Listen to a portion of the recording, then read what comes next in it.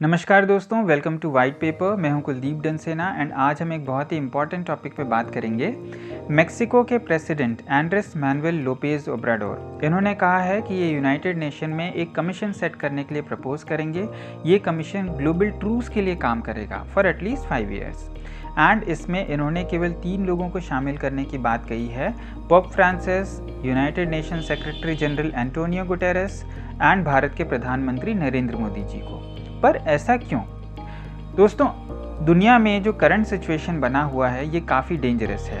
पहला तो आपका कोविड-19 के कारण ग्लोबल लेवल पे हमें जो इकोनॉमिक स्लोडाउन देखने को मिल रहा है, ये जो है इस फैक्टर को अगर प्रॉपरली एड्रेस नहीं किया गया तो ये आगे चल करके रिसेशन मींस ग्लोबल रिसेशन की ओर लेके जा सकता है। दूसरा, अभी जो वॉर चल रहा है यूक्रेन एंड रशिया के बीच में, इससे ऑयल प्राइसेस काफ़ी बढ़े हुए हैं। ये भी एक बहुत ही डेंजरस सिचुएशन बना हुआ है। तीसरा, geopolitical tension between China and US on Taiwan. अभी चाइना की तरफ से इंटेंस मिलिट्री ड्रिल चल रहा है ताइवान स्ट्रेट में। कॉन्फ्लिक्ट चल रहा है इजराइल एंड पैलेस्टीन के बीच में। तो दोस्तों, ये पूरे वॉर और वॉर लाइक सिचुएशन बने हुए हैं दुनिया के अलग अलग हिस्सों में एंड एक्सपर्ट्स का मानना है कि आज इन सभी वॉर्स को प्रॉपरली हैंडल नहीं किया गया तो ये आगे चल कर के वर्ल्ड वॉर में कन्वर्ट भी हो सकता है। तो इस चीज़ को अवॉइड करने के लिए हमें most influential people across the world इनकी ज़रूरत है। देखिए, पोप फ्रांसिस एक रिलीजियस फिगर हैं, क्रिश्चियनिटी को फॉलो करते हैं एंड अमेरिका, यूरोप, यहाँ पे बड़े पैमाने पर क्रिश्चियनिटी को फॉलो किया जाता है और पोप फ्रांसिस की बात सुनी जाती है। दूसरा, United nation secretary general Antonio Guterres, ये एक हिसाब से न्यूट्रल फिगर हैं, यूनाइटेड नेशन सेक्रेटरी हैं और इनका ग्लोबल इन्फ्लुएंस बना हुआ है।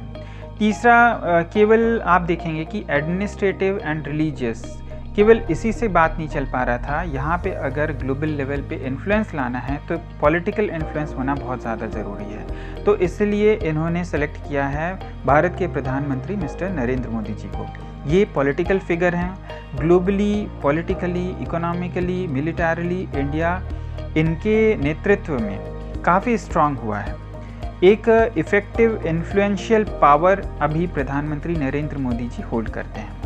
देखिए, भारत का जो रिलेशन है वो यूएस के साथ, रशिया के साथ, चाइना के साथ, ईयू के साथ काफ़ी अच्छे रिलेशन है हमारे। अब आप बोलेंगे कि चाइना के साथ कैसे अच्छे रिलेशन है? देखिए, चाइना के साथ हमारा वॉर लाइक सिचुएशन नहीं है। हमारा चाइना के साथ एक मैच्योर टॉक्स है।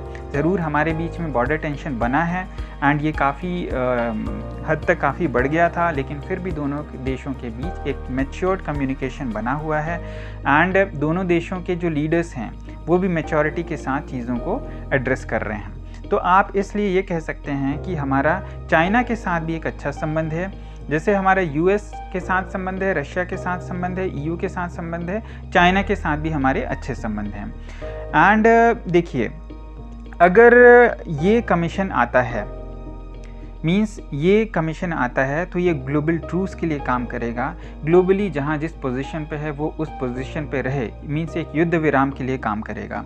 एंड ये कमीशन मीन्स यूएन के माध्यम से ये सेट किया जाएगा, ये बोला जाएगा एंड ये एग्री करा जाएगा सभी देशों के द्वारा कि इनके द्वारा इंटरमीडिएशन अगर होती है तो वो एक्सेप्टेबल हो इन सभी देशों को।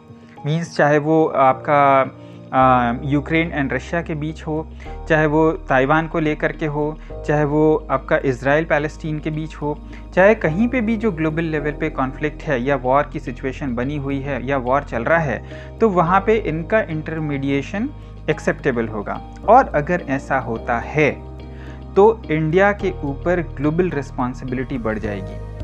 दूसरा, इंडिया ग्लोबल प्लेटफॉर्म पे बहुत ऊपर चला जाएगा एंड बहुत ज़्यादा पावरफुल कंट्री के रूप में उभर कर सामने आएगा। दोस्तों, ये सारे चीज़ पर आपका क्या कहना है कमेंट बॉक्स पर हमें ज़रूर बताइएगा। वीडियो पसंद आई हो तो हमें लाइक करें, सब्सक्राइब करें, शेयर करें। धन्यवाद।